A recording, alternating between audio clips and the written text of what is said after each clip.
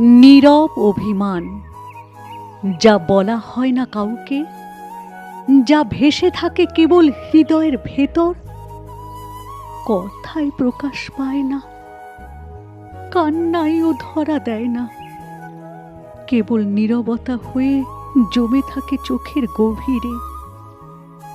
প্রিয় মানুষ পাশে থেকেও যখন দূরে থাকে, যখন কথার ফাঁকগুলো নিঃশব্দ হয়ে ওঠে, তখন জন্ম নেয় এই নীরব অভিমান।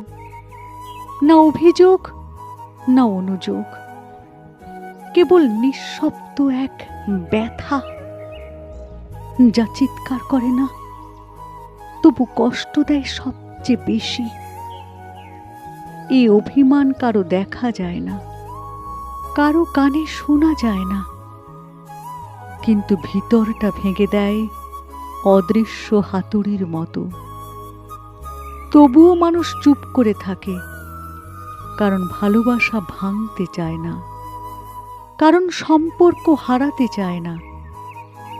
শেষমেশ নীরব অভিমানী হয় সবচেয়ে ভারী বোঝা, যা কেউ বোঝে না, তবু হৃদয় প্রতিটি মুহূর্তে বহন করে চুপচাপ।